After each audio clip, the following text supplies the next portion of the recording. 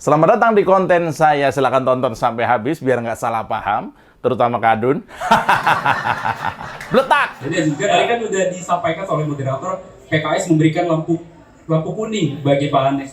Nah ini peluang dukungan PKS terhadap Pak Anies ini seperti apa, Pak? Kita tidak perlu tergesa-gesa, ya. Insya Allah mutiara itu meskipun di lumpur adalah mutiara, tidak akan keliru, ya. Kata Bapak Presiden Jokowi kan ojo ke susu. Yang penting alon-alon asal kelakon pelan tapi insya Allah sampai pada tujuan. Demikian. Ya, sejak Partai Nasdem deklarasi Anies jadi capres beberapa minggu yang lalu, manuver Anies dan 3 partai politik potensial pendukung Anies tidak luput dari liputan media massa. Partai Nasdem, Partai Demokrat, dan juga PKS yang katanya akan berkoalisi sampai saat ini belum juga sepakat. Maaf nih ya, saya mau nanya nih, niat koalisi apa kagak nih? Ya, masalah posisi cawapres dinilai sebagai hal yang mengganjal dan sulit disepakati oleh semua pihak. Partai Nasdem ini cawapres dari non-partai katanya. Partai Demokrat menginginkan AHY jadi cawapres. PKS juga mendorong Ahmad Heriawan jadi cawapres Anies Baswedan. PKS maunya Aher, Partai Demokrat pastinya maunya AHY.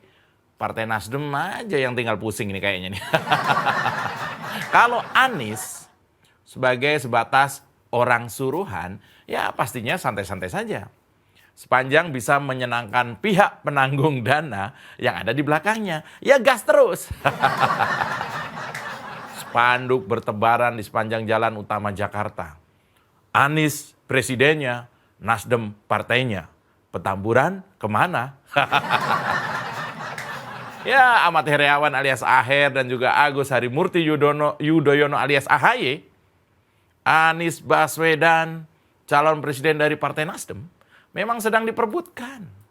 Aher yang adalah wakil ketua Majelis Syuro Partai PKS serta AHY yang adalah ketua umum Partai Demokrat memang disebut punya peluang sama kuat untuk dipilih sebagai calon wakil presiden pendamping Anies.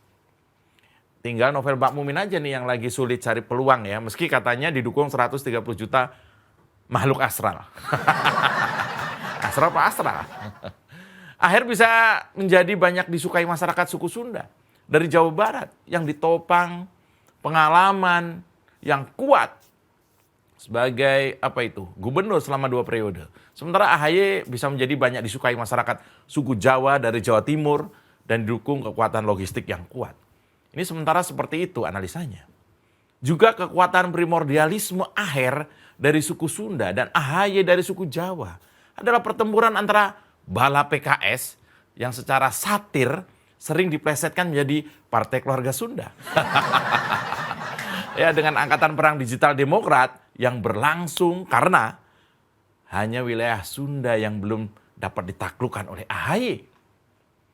Sampai-sampai AHY kemarin tuh beredar video ya, lagi pakai ikat kepala khas Sunda. Kumaha damang Kang AHY. Saya coba utak-atik ya peta kekuatan ataupun kekurangan dari Aher dan juga AHY. Aher jelas bisa dikatakan sebagai kader terbaik yang pernah dimiliki oleh PKS. Menjadi gubernur Jawa Barat 2 kali masa jabatan adalah fakta yang tidak bisa diremehkan. Itu juga nilai jual utama dari Aher ini. Suara dari provinsi dengan jumlah pemilih terbesar di Indonesia tentu patut dipertimbangkan. Jawa Barat, 35 juta pemilih mungkin. Atau 30% dari seluruh pemilih di Indonesia. Aher juga didukung oleh partai dengan pasukan media sosial yang sudah teruji. Cara kampanye yang murah yang patut menjadi salah satu keunggulan bakal calon wakil presiden ini. Dan saya setuju ya kalau pasukan perang online punya PKS itu diarahkan buat ngebukin pasukan Demokrat. Biar mereka nggak nyampah di komentar-komentar konten saya. Lihat di bawah nih. Yang tak kalah menarik adalah Aher juga berasal dari partai yang dikenal dengan kesolidannya.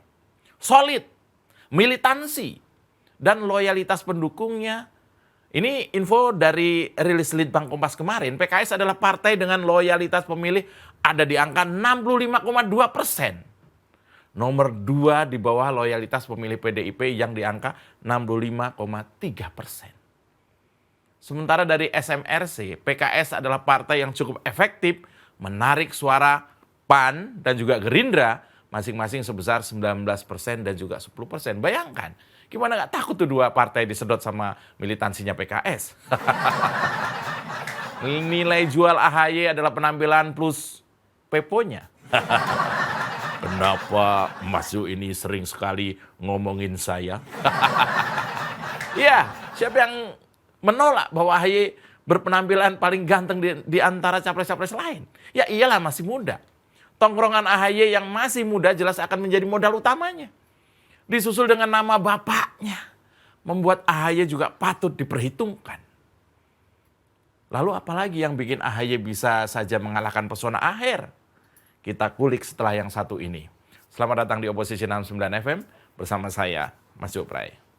Tarik Bambang, sedikit disenggol lapor polisi, padahal doyan nyenggol tanpa basa-basi. Orang no banyol, kok disomasi. Oh sial, semua salah Jokowi. Ceritanya begini bos, ini soal rivalitas imajiner antara Aher dan AHY untuk dapat meluluhkan hati Anies. Pengalaman Partai Demokrat sebagai partai penguasa pemerintahan dan SBY sebagai mantan presiden yang mendatangkan romantisme dan kemenangan menjadi unggulan AHY selanjutnya. Jadi orang-orang yang rindu dengan bapaknya, dengan SBY, bisa jadi kemudian akan memilih AHY, maksudnya itu. Dukungan Demokrat itu menjadi keunggulan AHY juga. Terlebih ketika dalam survei terbaru, pasca pencapresan Anies, Demokrat berhasil masuk 3 besar. Bukan tidak mungkin bila kemudian AHY yang terpilih sebagai cawapres, suara Demokrat akan bisa meningkat lagi. Nah, sekarang apa kekurangan Aher dan AHY? Agaknya sama, yaitu elektabilitasnya yang sama-sama rendah. Serta keduanya yang berasal dari ceruk suara yang sama dengan Anies Baswedan. Pada akhirnya Anies harus pilih yang mana? Pantaslah bila kemudian Anies bingung. Susah ya jadi Anies ya. Jadi gubernur bingung, jadi cawapres bingung. Mainan burung. Di sini saya lihat ada potensi bakal masuk orang ketiga selain Aher dan AHY. Apakah itu Said Didu? Si manusia merdeka? Atau Rizal Ramli? Saya nggak tahu. Atau malah Bunda Korla. Kenapa jadi Bunda Korla? Begini, sebenarnya yang patut dibingungkan Anies itu yang utama adalah kepastian terbentuknya koalisi yang siap mendukungnya dulu. Koalisi yang telah melewati PT 20%, ambang batas 20%, sehingga pencapresannya akan menjadi kenyataan. Ini kan belum sebenarnya ya. Koalisinya aja belum, masih ribut soal cawapres kan. Kebingungan selanjutnya adalah bagaimana nasib Formula E di KPK. Bila terindikasi merugikan keuangan negara asik kan? Dan ada pelanggaran hukum, jangankan memilih cawapres pendamping. Nyapres pun belum tentu bisa kesampaian bos. Menurut saya Anies bakal condong ke Aher sih. Loh kok bisa? Ya bisa. Karena fakta di lapangan ya, spanduk bergambar Anies Baswedan dengan Wakil Ketua Majelis Syuro PKS Ahmad Heriawan alias Aher mulai banyak bermunculan di jalan-jalan bos. Udah kayak iklan sedot WC. Seperti yang ada di Jalan Pondok Cabe tadi saya lewat, Tangerang Selatan. Ada juga di kawasan Jakarta Selatan, juga di beberapa lokasi lain. Atau di spanduk beneran atau cuma spanduk iseng ya. Tapi spanduk Anies Aher menampilkan foto keduanya yang bersanding dengan mengenakan kemeja putih. Terdapat tulisan "Bersatu Bersama untuk Indonesia" dengan 2 garis biru dan oranye dalam spanduk tersebut. Dalam spanduk itu ada logo Jangkar Nusantara di sebelah sininya, Jangkar Nusantara. Gagah banget, mirip spanduk sumbangan. ACT kemana ya ACT ya? Coba mana ada nggak spanduk Anies AHY? Belum ada, dibuat aja belum kayaknya. Nah, tak belak muncullah spanduk Anies Aher membuat golongan pendukung AHY dan juga Demokrat menjadi kepanasan. Akhirnya partai berlambang mersi biru itu mengerahkan seluruh kekuatannya untuk menjaring dukungan agar AHY dilirik oleh Anies. Mungkin tagline pujian kader Partai Demokrat terhadap SBY dan AHY akan banyak berseliweran di media sosial dan jaga dunia maya sebentar lagi. Seperti diantaranya yang mereka umbar di Twitter adalah prestasi SBY. Seperti dikatakan SBY lah yang membangun infrastruktur di Indonesia, sementara Jokowi tinggal potong pita aja. Dan SBY lah yang menciptakan sejuta lapangan kerja. Atau malah menciptakan sejuta dusta ya, saya nggak tahu. Ya entah benar atau enggak klaim itu, tapi digembar-gemborkan saja dulu. Siapa tahu ada netizen yang kurang hobi baca dan pikirannya pendek, auto percaya dengan pernyataan itu, sehingga memilih Partai Demokrat pada pemilu 2024 mendatang. Kemudian tidak lupa pula kader Partai Demokrat mencantumkan tagar misalnya begini, hashtag terima kasih Pak SBY di setiap pujiannya terhadap Pepo dari AHY itu. Tapi ada yang kocak di sana ya, yakni terdapat juga tagar AHY pemimpin berprestasi. Yang dipuji adalah prestasi SBY, yang digembar-gemborkan AHY pemimpin berprestasi. Tapi yang didorong untuk maju capres adalah Anies. Ini logikanya gimana, Bambang? Ya seharusnya kalau mau mengatakan AHY pemimpin berprestasi, ya prestasi AHY dong yang ditampilkan itu. Bukan malah prestasinya SBY. Karena SBY dan AHY itu jelas dua orang yang berbeda. Itunya aja berbeda. Ya, politik memang benar-benar tidak bisa dicerna pakai logika. Lagian juga selama 2022 ini kan Partai Demokrat dikenal bukan karena prestasinya, tapi karena keburukannya. Ya, ini beberapa kader masih juga ada yang katakan tidak pada hal korupsi. Pada hal korupsi.